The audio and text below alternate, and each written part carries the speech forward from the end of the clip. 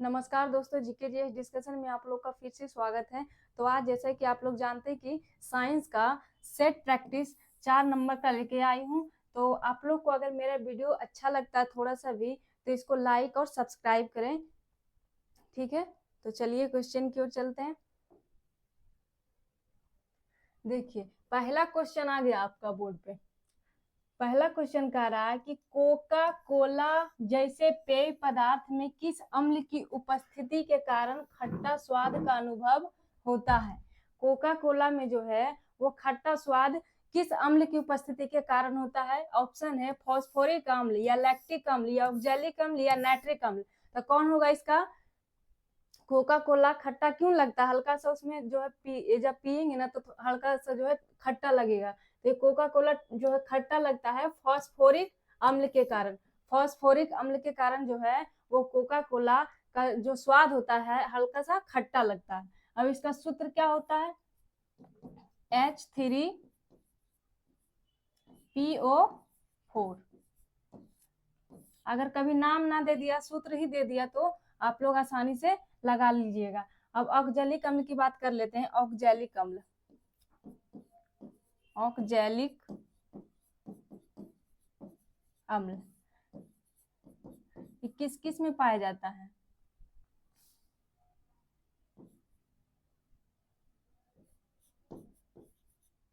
Oxalic अम्ल जो होता है वो टमाटर, पालक, गोभी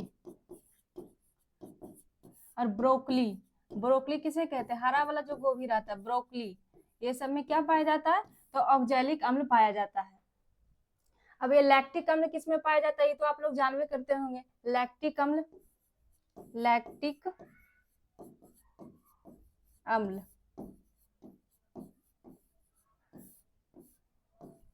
खट्टा जब दूध हो जाता है तो किसके कारण हो जाता है? लैक्टिक अम्ल के कारण। खट्टा दूध और दही में किसमें? खट्टा दूध और दही में लैक्टिक अम्ल पाया जाता है। तो ये ऑक्जेलिक अम्ल हो गया आपका टमाटर, पालक, गोभी और ब्रोकली। और ये लैक्टिक अम्ल हो गया खट्टा दूध और दही में पाया जाता है। चलिए अगला क्वेश्चन। अगला 2 नंबर का रहा है कि इलेक्ट्रॉन का एंटी पार्टिकल्स होता है।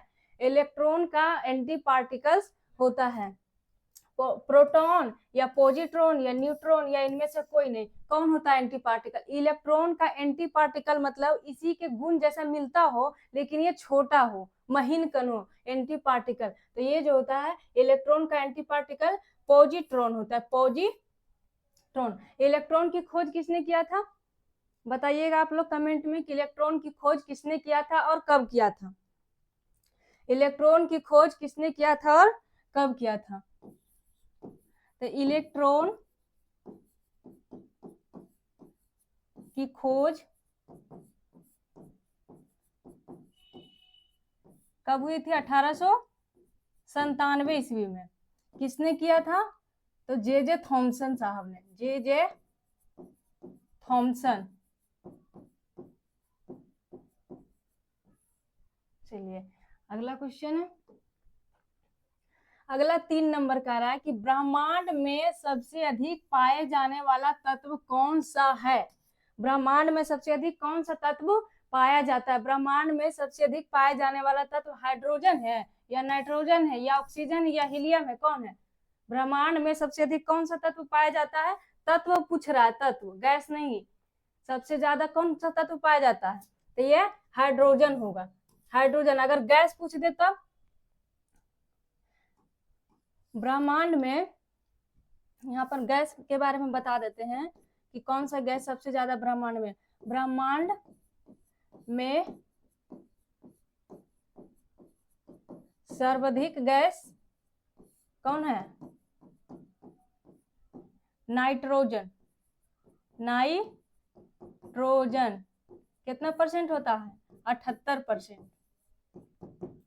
और ब्रह्मांड में ऑक्सीजन कितना परसेंट होता है? ऑक्सीजन 21% होता है।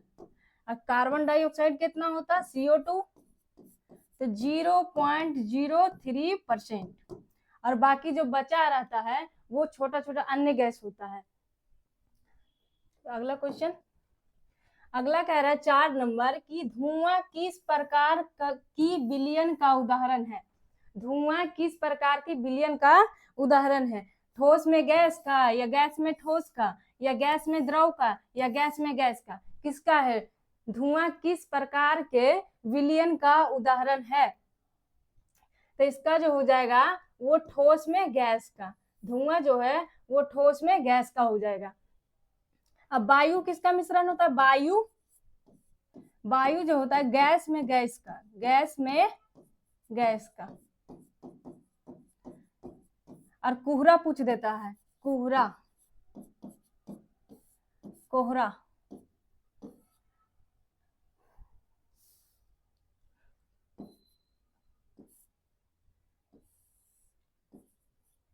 कोहरा किसका मिश्रण होता था? गैस में द्रव का, गैस में द्रव का, द्रव का। चलिए 5 नंबर क्वेश्चन चलते हैं आगे। 5 नंबर में कह रहा है कि मनुष्य में ऐच्छिक गतियों का नियंत्रण किसके द्वारा होता है? ऐच्छिक मतलब जो हम अपने इच्छा के अनुसार करते हैं, तो ये सेरिबेरम के द्वारा होता है, या थायराइड के द्वारा, या सेरिबेलम, या इनमें से कोई नहीं। किसके कारण होता है? मनुष्य में ऐच्छिक गतियों का नियंत्रण किसके कारण होता है? तो ये सेरिब्रम के कारण होता है, सेरिब्रम। ऐच्छिक गति जैसे कि ये ऐच्छिक जो अपने इच्छा के अनुसार, जैसे कब रोना है, हंसना, ये सब अगर आप इच्छा उस पे अपना पा लेंगे कि हमको नहीं रोना है तो नहीं रोना है, हंसना है तो हंसना है, ठीक है। अब एक क्वेश्चन आता है अनैच्छिक, अनैच्छिक, अनैच्छिक गति।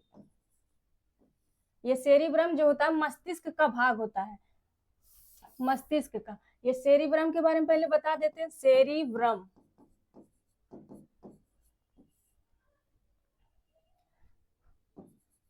पूरा मस्तिष्क का, मस्तिष्क का लगभग 80% होता है, लगभग बहुत बड़ा भाग होता है ये पूरा मस्तिष्क का, सबका नियंत्रण नहीं करता, लगभग 80% होता है।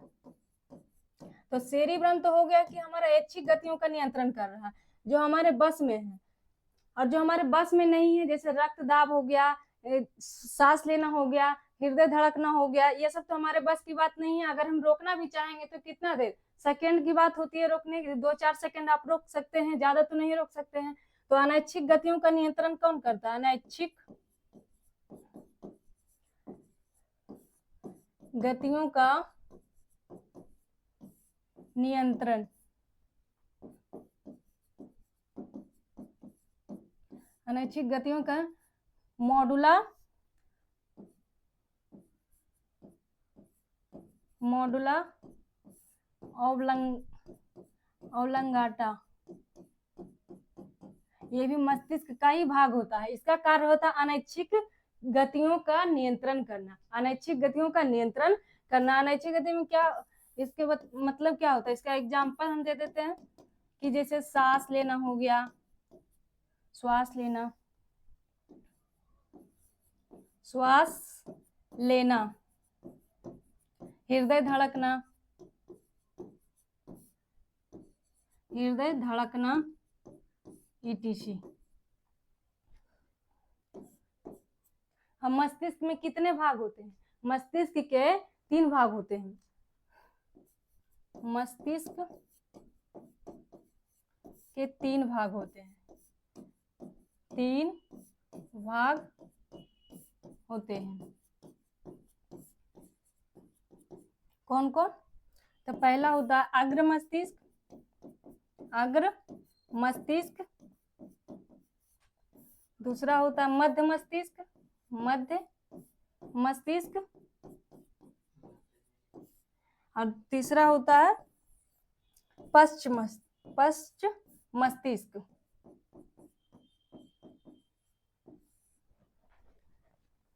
अब 3 क्वेश्चन इधर हम इधर लिख देते हैं कि मस्तिष्क, पुरुष का जो मस्तिष्क का वजन, पुरुष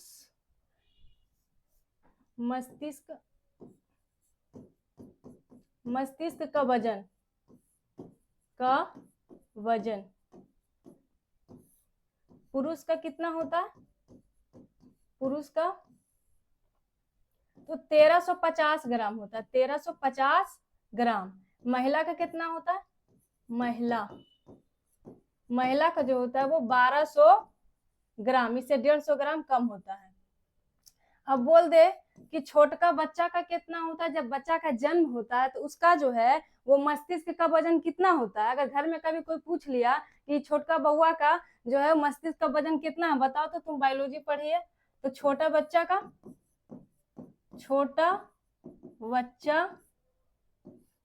कितना होता है? 400 ग्राम होता है, 400 ग्राम। ठीक है, चलिए अगला क्वेश्चन। अगला 6 नंबर का रहा है कि शरीर की सबसे बड़ी ग्रंथि कौन सी है? शरीर की सबसे बड़ी ग्रंथि कौन सी है? थायराइड है या लार ग्रंथि या यकृत या आमाशय, कौन है? शरीर की सबसे बड़ी ग्रंथि कौन होती है? बताइएगा आप लोग कमेंट में कि शरीर की सबसे बड़ी ग्रंथि को क्या कहा जाता है। तो यकृत कहा जाता है, यकृत। यकृत को ही लीवर कहते हैं, लीवर। अब शरीर की सबसे बड़ी ग्रंथि तो यकृत हो गया। अगर पूछ दे कि शरीर की दूसरी सबसे बड़ी ग्रंथि कौन सी है, तो क्या जवाब दीजिएगा? शरीर की दूसरी सबसे बड़ी ग्रंथि, बड़ी ग्रंथि कौन होती है? अग्नाशय। अग्नाशय जो जिसे हम पैनक्रियाज भी कहते हैं, पैनक्रियाज।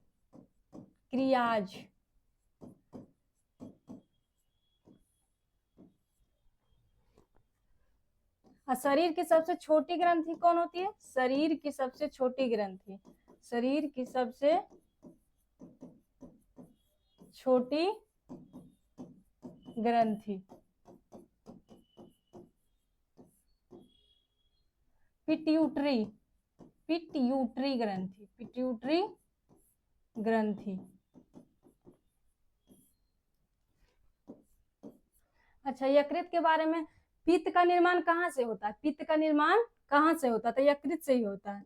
पित्त का निर्माण यकृत से ही होता है, यकृत। लेकिन ये पित्त जमा कहाँ होता है? जमा कहाँ होता है? तो पित्ताशय में, पित्ताशय में होता है।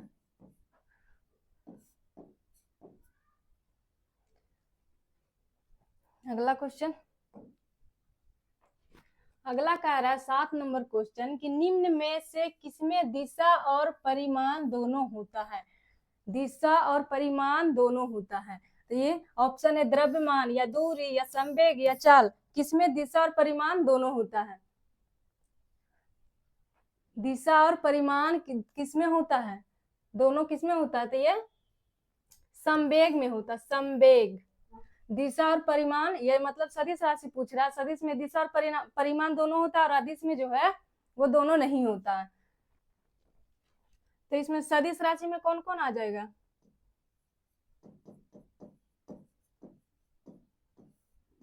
संवेग, आवेग, वेग,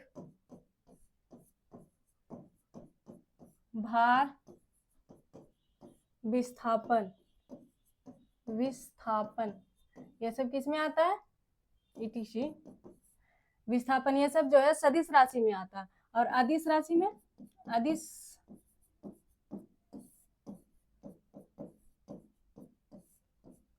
अदिश राशि में जैसे कि ये द्रव्यमान, दूरी, चाल, ये सब क्या हो गया?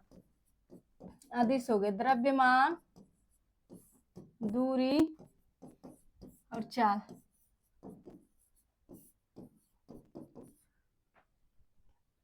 अगला क्वेश्चन, अगला कह रहा है 8 नंबर की द्रव दाब निर्भर करता है, मतलब द्रव का दाब निर्भर करता है, किस पर करता? तो केवल द्रव की गहराई पर, या केवल द्रव की घनत्व पर, या केवल गुरुत्वीय त्वरण पर, या उपयुक्त तीनों पर। द्रव की दाब किस पर निर्भर करता है? गहराई पर या घनत्व पर या त्वरण पर या तीनों पर, किस पर करता है? तो ये जो है द्रव की दाब जो है वो तीनों पर निर्भर करता है, तीनों पर।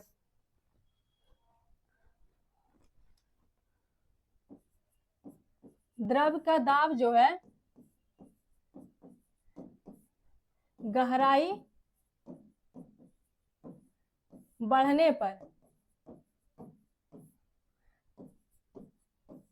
गहराई बढ़ने पर द्रव का दाब बढ़ जाता है। दाब मतलब द्रव्य ना, ये द्रव्यमान, द्रव का दाब बढ़ जाता है, बढ़ जाता है। यही कारण है कि जो पुल वगैरह बनता है, वो पुल वगैरह जो बनता है उसमें देखते नहीं कि निचला पोर्शन को ज्यादा वो मोटा किया जाता है और ऊपरी वाला भाग को थोड़ा पतला किया जाता है। क्यों किया जाता है? क्योंकि द्रव का दाब जो है वो बढ़ जाता है। तो दाब अगर बढ़ जाएगा ज्यादा तो पुल को जो है वो तोड़ते हुए निकल जाएगा पानी। इसलिए जो है पुल के निचले भाग को, मतलब उसके आधार को जो है वो थोड़ा मोटा बनाया जाता है।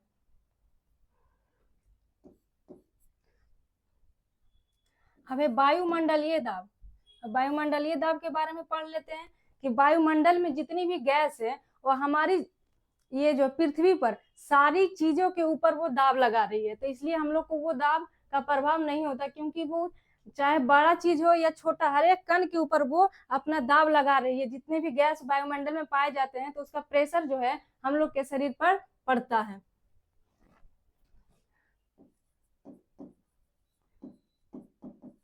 वायुमंडलीय दाब जो होता है वो पृथ्वी से ऊपर जाने पर, पृथ्वी से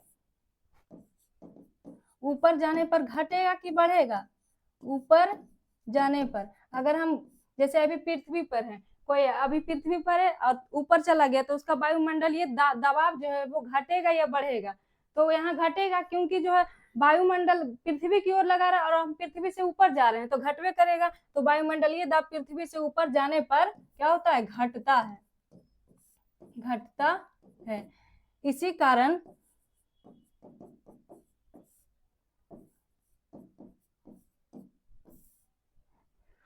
ऊपर जाने पर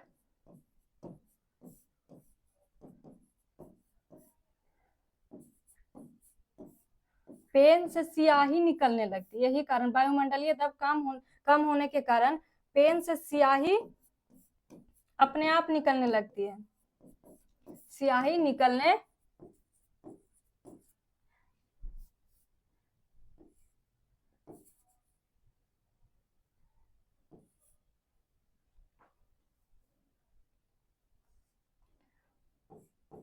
निकलने लगती है।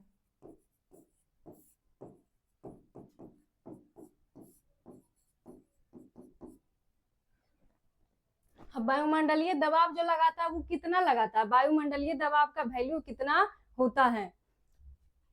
तो ये वायुमंडलीय दबाव, वायुमंडलीय दबाव पृथ्वी के सतह पर, पृथ्वी के सतह पर कितना लगता है?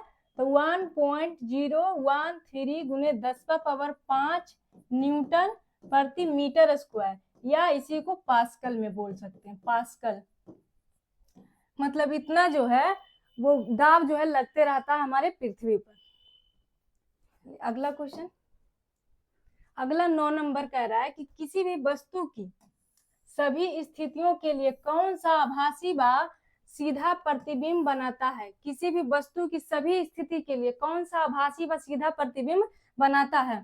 तो ये ऑप्शन है उत्तल लेंस या अवतल लेंस या उत्तल दर्पण या बी और सी दोनों, मतलब उत्तल लेंस और अवतल लेंस दोनों।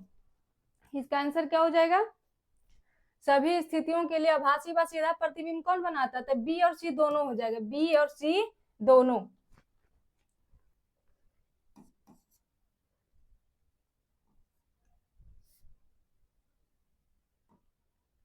लेंस की क्षमता को किसमें मापते हैं? लेंस की क्षमता को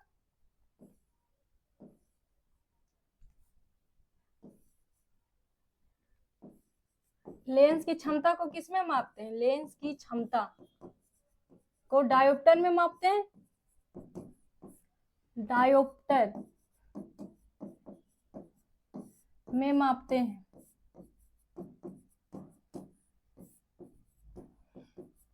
अगला क्वेश्चन, अगला 10 नंबर का है कि जब किसी भी पिंड को जब किसी पिंड को चंद्रमा से पृथ्वी पर स्थानांतरित किया जाता है तो पृथ्वी पर क्या होता है? जब किसी पिंड को चंद्रमा से, मतलब अगर कोई वस्तु चंद्रमा पर है उसे पृथ्वी पर उतारा जाता है तो क्या होता है? उसके भार में वृद्धि होती है, घटती है, क्या होता है?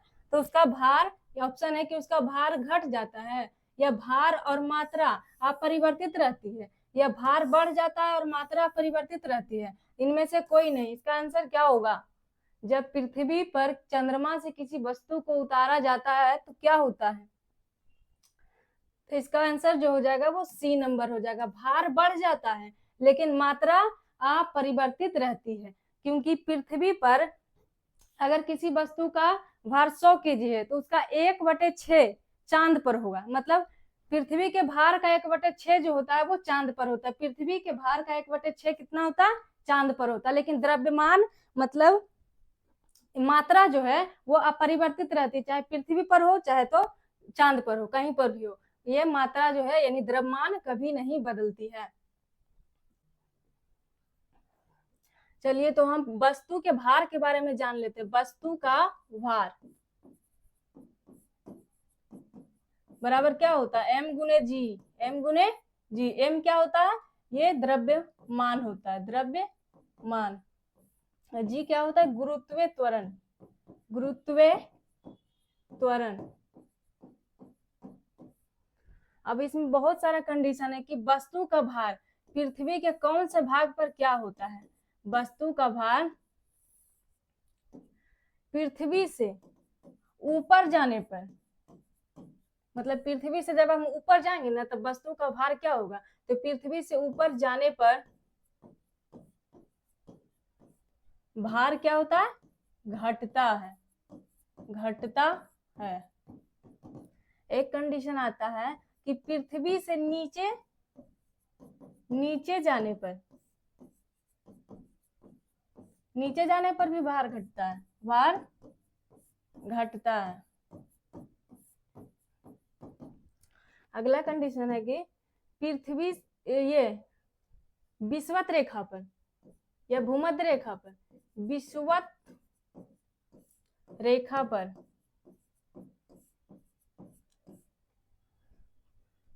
भार कम होता है, कम प्रतीत होता है, कम प्रतीत होता है। अगला कंडीशन है कि ध्रुव पर क्या होता है? ध्रुव पर क्या होता है? ध्रुव पर क्या होता है? ध्रुव पर क्या होता है वस्तु का भार? तो ध्रुव पर, पृथ्वी के ध्रुव पर वस्तु का भार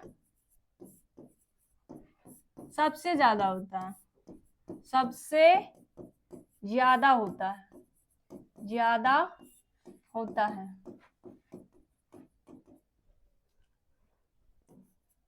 अब पृथ्वी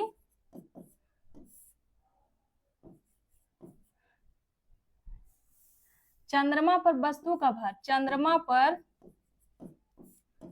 वस्तु का भार पृथ्वी का 1/6 होता है, पृथ्वी का 1/6 होता है। जैसे कि किसी भी वस्तु का, अगर कोई वस्तु हमारी पृथ्वी पर 60 केजी का है तो वो चंद्रमा पर कितने केजी का हो जाएगा? तो जैसे कि देखिए 60 केजी का है पृथ्वी पर, उसका बोल रहा है 106, 1/6, तो उसका 1/6 कर देंगे तो 6 कम 6, 6 देंगे 10, तो कितना हो जाएगा? चांद पर हो जाएगा 10 का, 10 केजी का हो जाएगा। पृथ्वी पर अगर है 60 केजी का तो चांद पर कितना हो जाएगा? 10 केजी। अब अगला क्वेश्चन नहीं, मतलब इसी में जो है वो एक जी का वैल्यू पूछता है, कैपिटल जी। इसे गुरुत्वीय स्थिरांक के नाम से, गुरुत्वाकर्षण स्थिरांक हिंदी में बोलते हैं। अभी सबको डिटेल से पढ़ना है तो इसका क्लास करना पड़ेगा। इसका वैल्यू कितना? 6.67 गुने 10 पर -11 न्यूटन मीटर स्क्वायर बटे केजी स्क्वायर होता है। अब इसकी खोज किसने किया था? खोज गुरुत्वाकर्षण स्थिरांक की खोज किसने किया था? न्यूटन ने किया था। गुरुत्वाकर्षण स्थिरांक की खोज किसने किया था? बताइएगा आप लोग। तो न्यूटन ने किया था, न्यूटन। लेकिन ये जो वैल्यू है, ये वैल्यू मतलब इसका मान किसने दिया था? इसका मान तो ये हेनरी कैवेंडिश साहब दिए थे। हेनरी कैवेंडिश, हेनरी कैवेंडिश दिए थे। अब एगो छोटका जी होता है, छोटका जी को हम क्या बोलते हैं? इसको बोलते हैं गुरुत्वीय त्वरण। गुरुत्वीय त्वरण, इसका वैल्यू कितना होता है? इसी के कारण जो है वस्तु कोई भी वस्तु जो है वो केंद्र की ओर खिंचा रहा है, पृथ्वी के केंद्र की ओर। अगर ई नहीं रहता ना तो सारा वस्तु जो है वो हवा में लटकते रहता। इसका वैल्यू था 9.8 मीटर प्रति सेकेंड स्क्वायर। चलिए इसका अगला क्वेश्चन, अगला बोल रहा है 11 नंबर की लोलक की कालावधि निर्भर करती है। लोलक की कालावधि निर्भर करती है किस पर? लंबाई पर, या द्रव्यमान पर, या समय पर, या तापक्रम पर? किस पर निर्भर करती है? लोलक की कालावधि निर्भर करती है, तो किस पर करती है? लंबाई पर, लंबाई पर। अब लोलक का आवर्तकाल बराबर, लोलक का आवर्तकाल बराबर फॉर्मूला होता है आवर्त काल, इसको टी से डिनोट करते हैं, टी से बराबर होता है 2 pi under root L by g. ये जो है वो डायरेक्ट इस पे निर्भर करता है, लंबाई पे, और इस पे जो जी पर जो है ये उल्टा निर्भर करता है, उल्टा उल्टा, और ये सीधा निर्भर करता है। मतलब जितना लंबाई बढ़ेगा, अगर जितना लंबाई बढ़ेगा तो उसमें टाइम ज्यादा लगेगा। ठीक है, अगला क्वेश्चन है कि भारी जल प्राप्त किया जाता है। भारी जल किससे प्राप्त किया जाता है? ऑप्शन है कि अधिक समय तक जल के वैद्युत अपघटन से, या जल में भारी लवण को घोलकर, या जल के आसवन से, या जल से कैल्शियम और मैग्नीशियम की अशुद्धियों को अलग करके। किससे प्राप्त किया जाता है? भारी जल किससे प्राप्त किया जाता है? इसका आंसर हो जाएगा ए नंबर, अधिक समय तक जल के वैद्युत अपघटन करने से। अब D2O, इसका भारी जल का सूत्र क्या होता है? भारी जल का सूत्र D2O होता है, D2O। इसकी खोज किसने किया था? खोज यूरो ने किया था, यूरो। अब भारी जल का कार्य क्या होता है? भारी जल का कार्य क्या होता है? तो ये जो होता है इसका कार्य शीतलक व मंदक के रूप में, शीतलक व मंदक के रूप में कार्य किया जाता है, शीतलक व मंदक के रूप में, मंदक के रूप में। चलिए अगला क्वेश्चन, अगला 13 नंबर का रहा है कि विटामिन, विटामिन लीवर, दूध, अंडे तथा मछली में पाया जाता है। मतलब वह कौन सा विटामिन है जो लीवर, दूध, अंडे तथा मछली में पाया जाता है, और यह आरबीसी बनाने में भी मदद करता है। कितना काम करता है? आरबीसी को भी बनाने में मदद करता है। इस विटामिन की कमी से एनीमिया रोग हो जाता है, इस विटामिन की कमी से एनीमिया रोग हो जाता है। तो वो कौन सा विटामिन है जो जो जो लीवर, दूध, अंडे, मछली सब में भी पावल जाता है और आरबीसी को बनाने में भी मदद करता है, लेकिन इसकी कमी से एनीमिया रोग हो जाता है? तो ये कौन सा विटामिन होगा? विटामिन के, या विटामिन B12, या विटामिन सी, या विटामिन ए? कौन होगा? तो इसका जो हो जाएगा answer vitamin B12, vitamin B12। तब विटामिन B12 इसका रासायनिक नाम क्या होता है? विटामिन B12 का रासायनिक नाम साइनोकोबालामीन, साइनोकोबालामीन होता है। अब एक क्वेश्चन देखिए कैसे उछलेगा। एक क्वेश्चन पूछ देता है कि किस विटामिन के कारण ब्लड मतलब थक्का नहीं जमता, ब्लड का क्लॉटिंग नहीं होता है। तो विटामिन के कारण, विटामिन के कारण, विटामिन के का कार्य क्या है?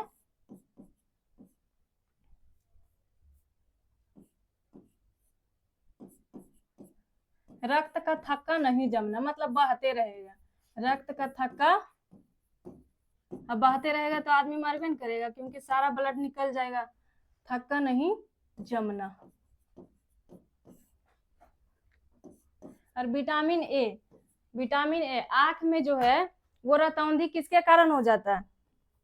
रतौंधी, विटामिन ए के बारे में बात कर रहे हैं। विटामिन ए के कारण रतौंधी होता है, रतौंधी।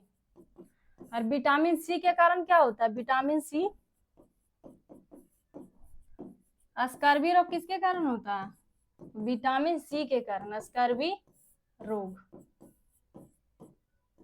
चलिए अगला क्वेश्चन, अगला क्वेश्चन 14 नंबर का है कि प्रकाश संश्लेषण के घुलनशील उत्पादों और अन्य सामग्रियों को पत्तियों से पौधे के अन्य ऊतकों तक ले जाने की प्रक्रिया को क्या कहा जाता है? क्या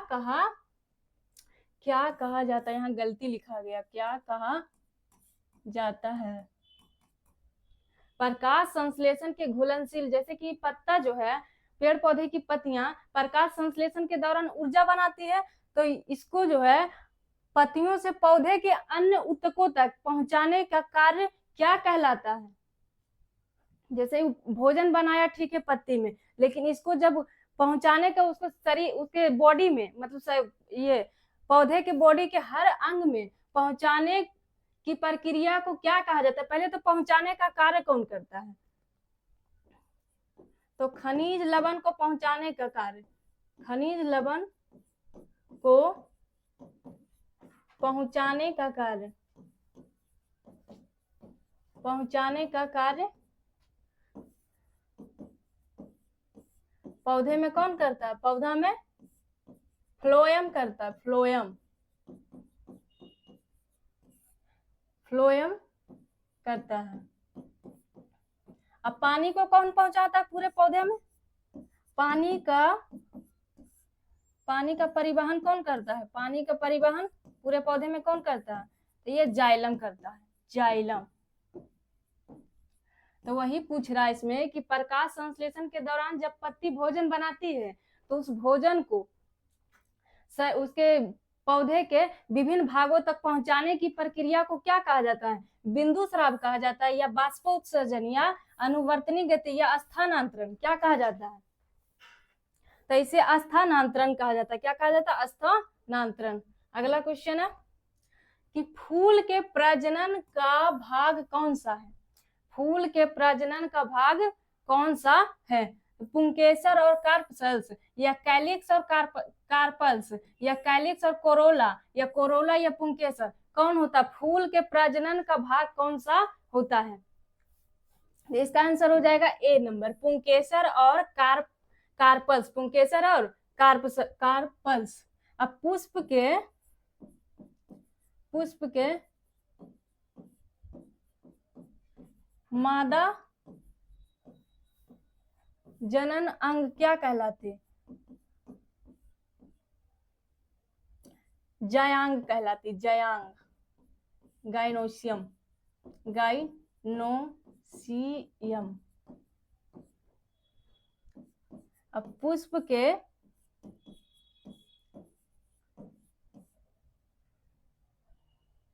नर जनन अंग क्या कहलाता? नर जनन अंग, नर जनन अंग क्या कहलाता? पुष्प के मादा जनन अंग तो जयांग कहलाता, और ये जो है पुष्प के नर जनन अंग क्या कहलाता था? ये पुमांग। ऐसे याद रखिएगा, क्योंकि इसमें कंफ्यूजन बड़ी होता है याद करने में, कि पा से पुरुष हो गया, पा से पुरुष हो गया, और ये पुरुष वाला तो पा से पुमांग हो गया, पा से पुरुष और पा से पुमांग, तो ये पुमांग हो जाता है एंड्रोसियम, एंड्रोसियम।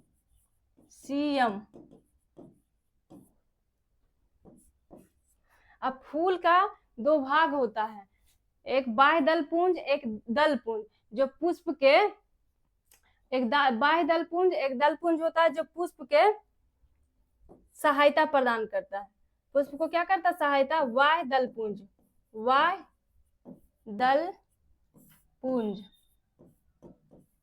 तथा दल पुंज। इसमें पूछ देगा क्वेश्चन कि पुष्प का सहायक भाग इनमें से कौन है या अंग कौन है। बाह्य दल पुंज तथा दल पुंज पुष्प का सहायक अंग होता है।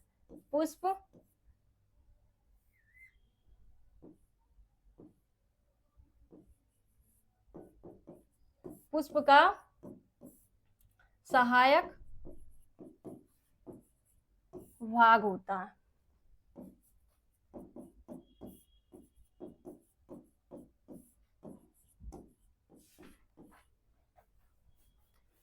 चलिए अगला क्वेश्चन, अगला 16 नंबर का रहा कि भ्रूण अनुपस्थित होता है।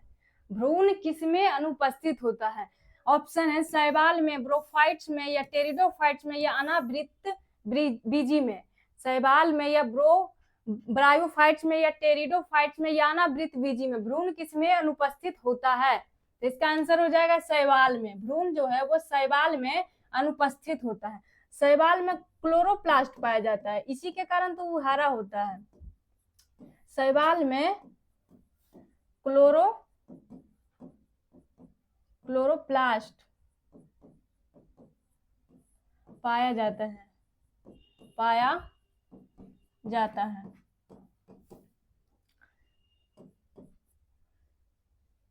अब भारत में कुछ शैवाल जो होते हैं हमारे लिए अच्छे भी होते हैं और कुछ खराब भी होते हैं। कोई कोई शैवाल को जो है खाने के लिए यूज भी किया जाता है। तो शैवाल में क्या पाया जाता है, शैवाल में कार्बोहाइड्रेट्स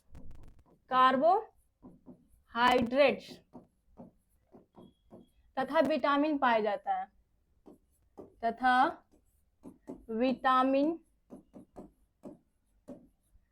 पाया जाता है। इसी के कारण इसमें जो है शैवाल में कार्बोहाइड्रेट्स में विटामिन पाया जाता है, इसी के कारण जो है वो कोई कोई शैवाल को खाने के लिए यूज किया जाता है। तो हमारे भारतीय उपमहाद्वीप में कौन सा शैवाल का उपयोग हम खाने के रूप में करते हैं। तो भारतीय उपमहाद्वीप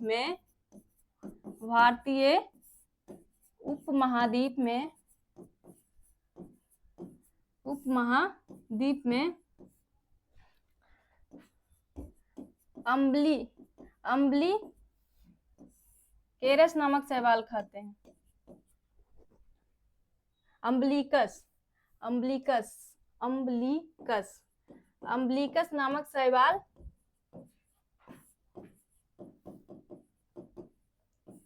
शैवाल का यूज खाने में किया जाता है,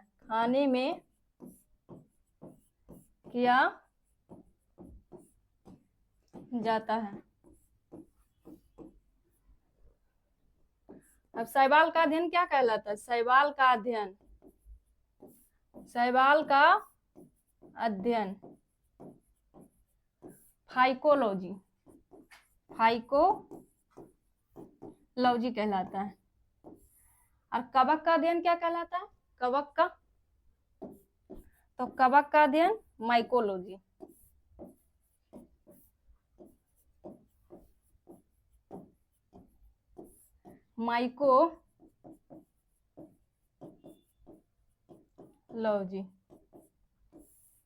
चलिए अगला क्वेश्चन, ये सबको याद रखिएगा क्योंकि बहुत ही अच्छा क्वेश्चन है। क्रेब्स चक्र है क्या है, क्रेब्स चक्र क्या है। अपचयन है या उपचयन है, या अपचयन उपचयन दोनों है, या इनमें से कोई नहीं है। क्रेब्स चक्र कहाँ चलता है, तो क्रेब्स चक्र जो है क्या है, तो ये अपचयन एवं उपचयन दोनों है। क्रेब्स चक्र माइटोकॉन्ड्रिया में चलता है। क्रेब्स चक्र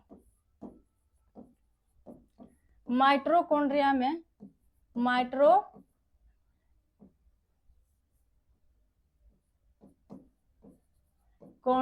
चलता है।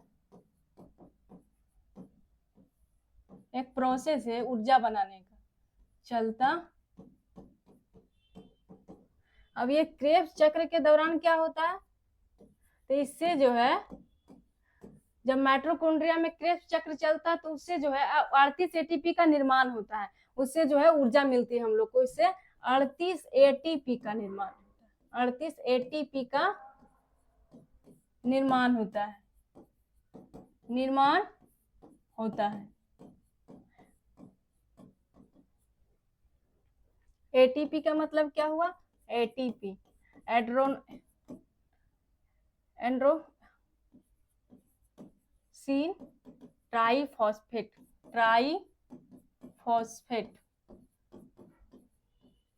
एड्रोनोसिन ट्राइफॉस्फेट होता है।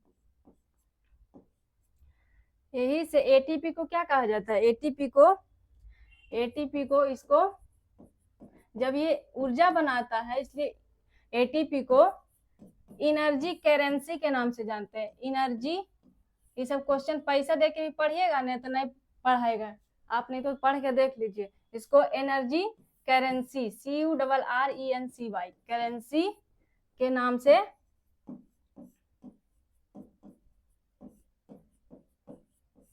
जाना जाता है। एनर्जी करेंसी के नाम से क्यों जाना जाता है? क्योंकि जो है ये ऊर्जा बनाने का कार्य करती है।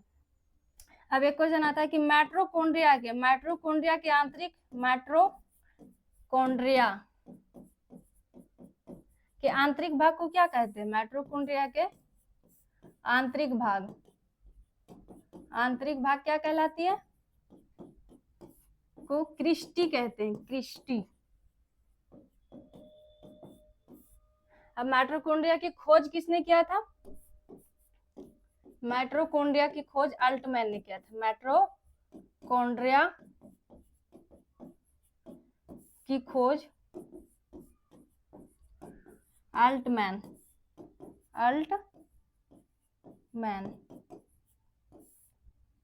चलिए, क्रीम क्वेश्चन है पूरा सब। अगला क्वेश्चन 18 नंबर है कि निम्न में से कौन भौतिकी वातावरण का तत्व नहीं है? भौतिकी वातावरण का तत्व कौन नहीं है? ये भूमि का रूप, या खनिज, या बस्तियां, या मिट्टी, क्या है जो हमारे भौतिक वातावरण का रूप नहीं है? तो ये क्या हो जाएगा? बस्तियां हो जाएगा। बस्तियां भौतिक वातावरण का, भूमि तो है ही, रहबे करता है, खनिज भी रहता है और मिट्टी भी, भौतिक वातावरण में ये सब पाए जाते हैं। अच्छा,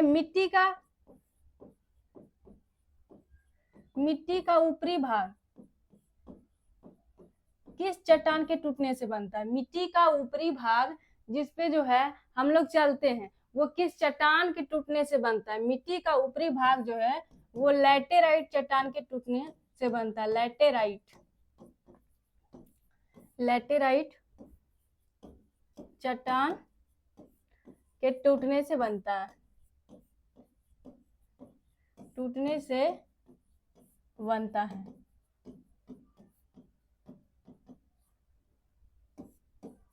और खनिज कहाँ से निकाला जाता है? खनिज को कहाँ से निकाला जाता है? तो खनिज को पृथ्वी के आंतरिक भाग से, पृथ्वी के आंतरिक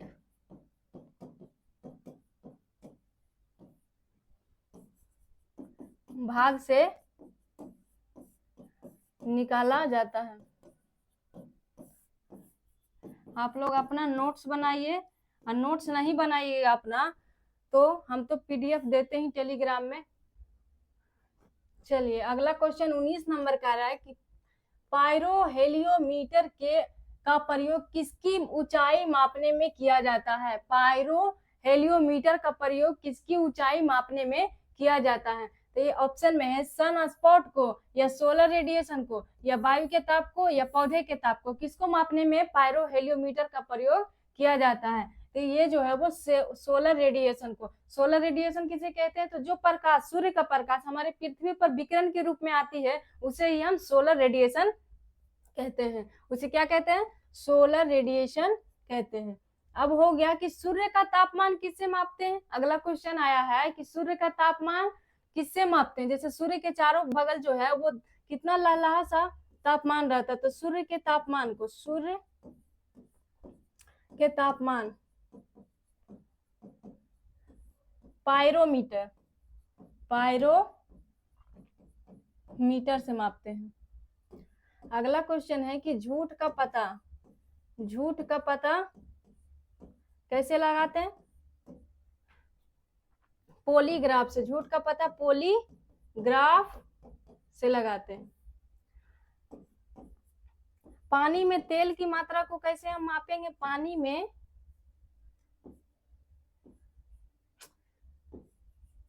तेल की मात्रा की जांच किससे करते हैं? ग्रेविमीटर से। ग्रेविमीटर।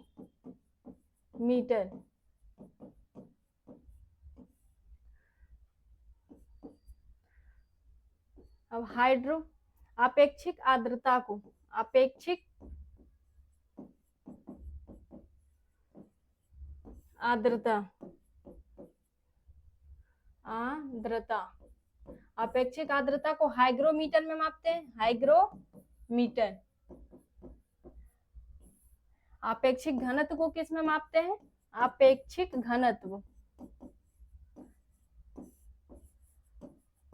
अपेक्षिक घनत्व को जो है वो हाइड्रोमीटर में मापते हैं। हाइग्रो और हाइड्रो में बड़ी कंफ्यूजन होता है, तो दोनों एकदम कंठस्थ कर लीजिएगा। हाइड्रोमीटर। अच्छा, वायुयान की गति को किस में मापते हैं? वायुयान की गति को, वायुयान, हवाई जहाज, तो टेकोमीटर में मापते हैं। टेकोमीटर। और एक क्वेश्चन आता कि आवृत्ति की गति को किस में मापते हैं? आवृत्ति कि कितना से कंपन कर रहा है। आवृत्ति की गति को लूसी मीटर में मापते हैं। लूसी मीटर। चलिए, कई क्वेश्चन तैयार हो गया एक क्वेश्चन से। अगला क्वेश्चन का रहा है 20 नंबर, जो मेरा लास्ट क्वेश्चन है। यदि कोई वस्तु अपने आनत तल पर फिसलती है तब वस्तु की गति क्या होती है? अगर कोई वस्तु फिसल रही है तो वो किस दिशा में, किस डायरेक्शन में जाएगी? तो ये कैसी गति करती है? वर्तुला गति करती है, या घूर्णन गति करती है, या आवर्ती गति, या सरल रेखीय गति करती है? तो कोई भी वस्तु जब फिसलन होती है तो उसमें कौन सा गति होता है? तो वो जब फिसलता है तो सीधे गिर जाता है, तो ये सरल रेखीय हो जाएगा। सरल रेखीय गति। अब हम घूर्णन गति की बात कर लेते हैं। तो अपने अक्ष पर घूमना, घूर्णन गति का मतलब अपने अक्ष पर घूर्णन करना। तो पृथ्वी जो है, पृथ्वी घूर्णन गति के कारण अपने अक्ष पर घूमती है। घूर्णन गति के कारण अपने अक्ष पर घूमती है। अपने अक्ष पर घूमती है।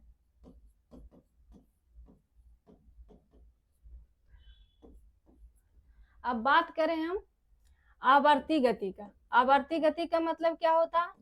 आवर्ती, तो आवर्ती गति में क्या होता है कि एक जैसे कि झूला जैसे लगा हुआ होता है, तो झूला के जितना दूर हम उस साइड जाते हैं उतना दूर हम इस साइड भी जाते हैं। तो पॉइंट के उस साइड जितना गए उतना ही दूर हम इधर ही जाते हैं। तो मतलब दोनों तरफ जो है वो सेम दूरी को तय करते हैं, सेम दूरी को तय करता है। तो आवर्ती गति का उदाहरण कौन कौन सा हो जाएगा? झूला हो जाएगा, और सैनिक परेड करते समय सैनिक के गति का, हाथ का गति करते समय सैनिक का हाथ का गति, सैनिक के हाथ की गति। जैसे कैसे परेड करता है तो एक बार ऐसे करता है, फिर ऐसे, मतलब एक बार इधर जाता है हाथ। ये जो पोर्शन जो होता है वो हाथ का मेन पोर्शन होता है। इस वाले बिंदु से एक बार इधर जाता है, एक बार पीछे जाता है। इसी तरह से कार्य कौन करता है? झूला तो करता ही है। और ये पौधे की टहनियां, पौधे की टहनियों का लहराना, की टहनियों का लहराना, मतलब हवा वगैरह चलता है, हवा हुआ तो कैसे होता है, एक बार जो है टहनी होता है, थोड़ा सा इधर होता है, फिर थोड़ा सा इधर होता है, फिर इधर फिर उधर, मतलब उतना वो पॉइंट उसका मेन बिंदु वही होता है, उससे इधर और उधर घूमते रहता है। अगला है कि बर्तुला गति किसे कहते हैं, बर्तुला गति। वर्तुला गति का मतलब क्या हुआ, कैसे हम समझेंगे कि बर्तुला गति कर रहा है। तो बर्तुला गति में क्या होता है कि एक मेन पॉइंट होता है बीच में, इस पॉइंट के चारों साइड जो है ऐसे गति करता है, मतलब कोई भी वस्तु एक निश्चित बिंदु के चारों ओर, कोई भी वस्तु एक निश्चित बिंदु के चारों ओर गति करे तो उसे हम क्या, कौन सी गति कहेंगे, बर्तुला गति कहेंगे। तो ऐसा गति कौन कौन करता है, वर्तुला गति का उदाहरण बताइए एक दो।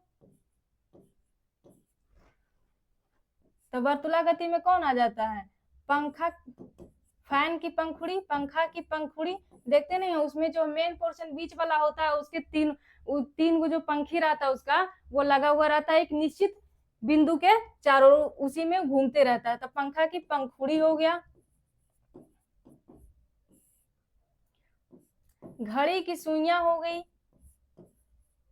ये भी तो एक निश्चित बिंदु के चारों ओर घूमते रहती है, घड़ी की सुइयां।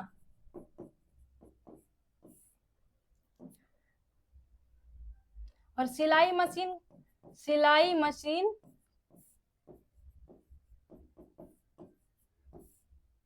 सिलाई मशीन में नहीं देखते, मशीन जो है वो घूमते रहता है, उसका चक्री। अगला क्वेश्चन, अगला तो क्वेश्चन अब है ही नहीं। तो आज का मेरा क्वेश्चन जो है 20 समाप्त हो गया है। तो आप लोग को क्लास मेरा कैसा लगता है, अगर अच्छा लगता है तो अपनी बहन को जो है वो सपोर्ट कीजिए और हमको भी आगे ले जाइए। जय हिंद।